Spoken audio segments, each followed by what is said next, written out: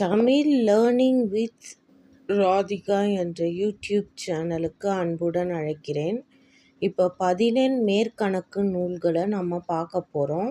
14 மேற்கணக்கு நூல்கள் என்னென்னா 8 தொகையும் 10 பாட்டும். இப்போ 8 தொகை நூல்களை பார்க்குறோம். இப்போ 8 தொகை நூல்களில் பார்த்தீங்கன்னா அகப்பொருள் பற்றியவை நற்றிணை, குறுந்தொகை, ஐங்குறுநூறு, கலித்தொகை, அகநானூறு. புறம்பொருள் பற்றியவை புறநானூறு, பதிற்று 10. அகமும் புறமும் கலந்து வருவது பரிபாடல். இப்போ 8 தொகையை பார்க்கலாம். ஃபஸ்ட்டு நம்ம நற்றிணையை பார்க்கலாம். 8 தொகை நூல்களுள் முதலாவது வைத்து எண்ணப்படுவதும் நல் என்னும் அடைமொழி பெற்று போற்றப்படுவதும் நற்றிணையே ஆகும். நற்றிணை பல்வேறு காலங்களில் பல்வேறு புலவர்களால் பாடப்பட்ட தொகுப்பு நூலாகும்.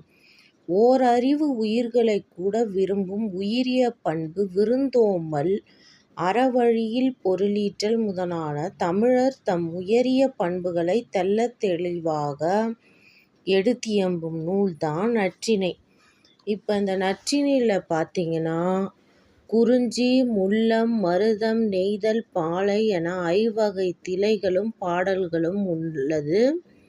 இதில் 9 அடி பேரல்லையும் 12 அடி 9 அடியிலிருந்து 12 அடி வரையும் உள்ள பாடல்கள் அமைந்துள்ளன.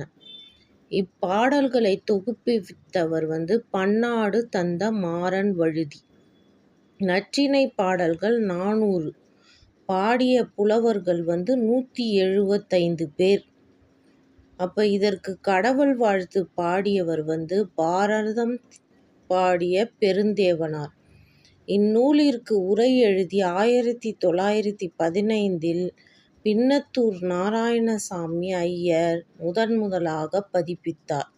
இந்நூலில் வேறு பெயர்கள் என்னென்னா நற்றிணை 400, தூதின் வழிகாட்டி, பிற்காலத்தில் தோன்றிய தூது என்ற இலக்கியத்திற்கு வழிகாட்டியாக கிளி, குருகு, நாரை ஆகியவற்றை தூதுவிடுவது குறித்து இந்நூலில் கூறப்படுகிறது.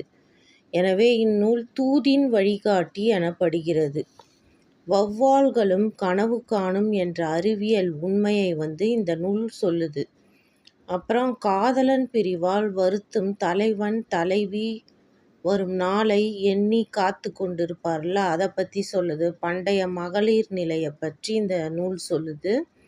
இந்த நூலை ஃபுல் டீட்டெயில்ஸை நம்ம நாளை பார்ப்போம். நன்றி, வணக்கம். இது நீங்கள் ஷார்ட்ஸாக பார்க்கும்போது ரொம்ப நல்லாயிருக்கும்.